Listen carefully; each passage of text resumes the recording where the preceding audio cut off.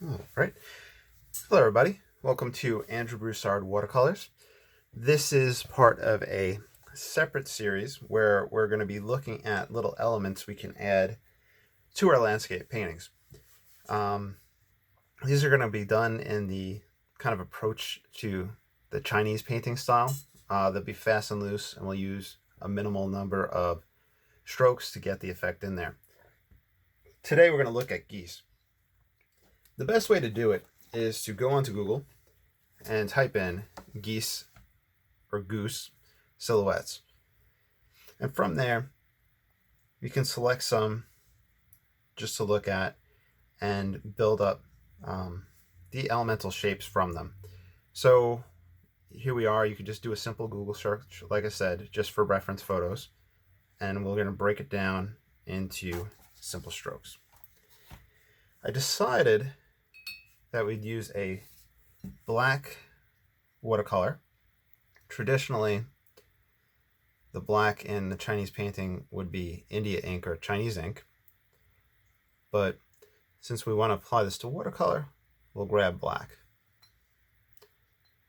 Also using just the squirrel mop for this, due to the fact that this is probably more likely to be currently on your painting table than a Chinese brush.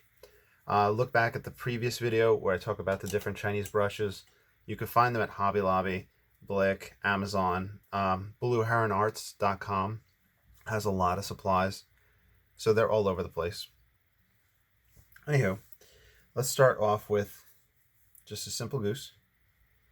Start with the head, looking around for the neck. We can then do a widened body with that tail coming off the end. Simple aspects of the legs right there. If you want to build up the lower portion. And then, using the springiness of the brush, we can do a thin line, try to get it to a point. So just a simple goose element that could be added. They aren't going to look perfect. They're being done in a fashion where there's not so much fiddling around taking place. And ultimately, practice will wind up making it perfect. You have the head and the neck right there. The upper back coming down to the tail. We could leave that underside white. We could add that leg there, leg elements, and using the springiness, do a beak. It's not terribly pointed. You could come in, you can utilize the rigger, a fine liner if you want.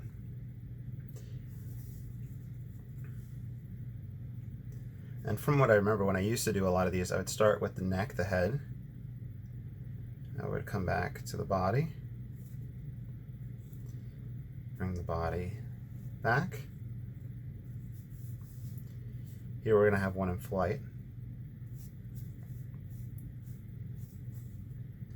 You can bring that beak out.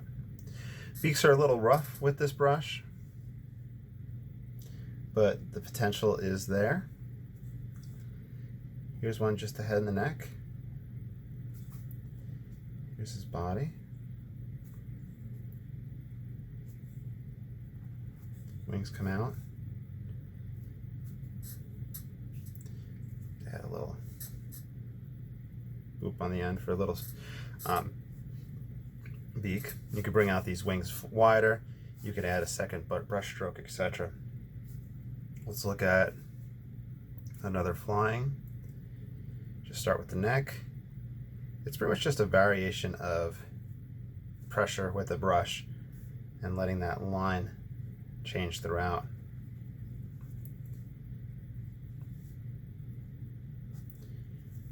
Let's do 2 wings. I believe that the feet usually trail behind them when they fly.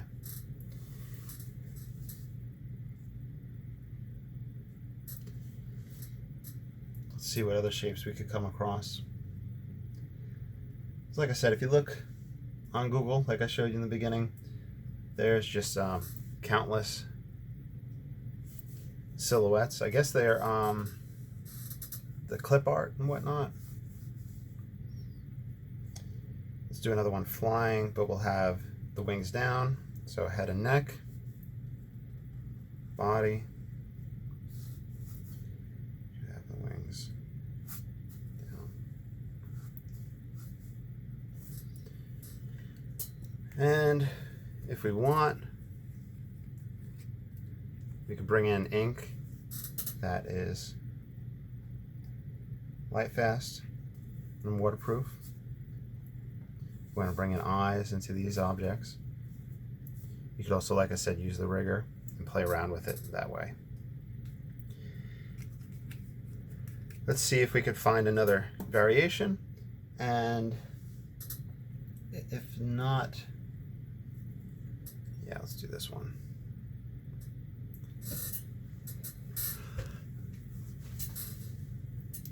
We have the wings forward. We have wings in flight. We could do another variation where it's in flight.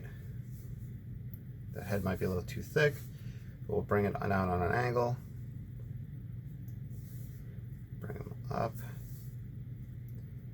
And once you start loosening up, which I think you might be seeing me starting to do, you can really start adding that emotional quality to it where it's unique to yourself. I'm not an expert on anything, but with the brush painting, the Chinese art, there was two approaches that I remember reading about when I had done it 2 or 3 years ago. There was the ZU, which means like kind of fast and loose. I think it actually means like spoken word or something. And they're kind of the unrefined, quick brush strokes. But it gives you the emotion and the feel of the artist. Then there was Gongbi, which was their way of meticulous painting. So those are the very pretty Chinese flowers that are very well done. That's the Gongbi. Fast and loose, where you have just a brush stroke like this, brush stroke like that, and maybe one coming across, and you have maybe a little flower elements on the end. The very basic Chinese paintings like that, that's that ZU, the fast and loose, minimal amount of brushes being applied. So I'm going to end the video with that. Please like, subscribe, comments. I'll try to come up with different animals for us. We're going to look at goldfish. We'll look at the more streamlined fish. Just like I said, little basic elements that we can add in the fast and loose style, taken from the Chinese fast and loose. Also, please consider supporting me on Patreon. You know, that helps pay for art supplies, and you know how expensive art supplies are. So thank you again, and have a great day.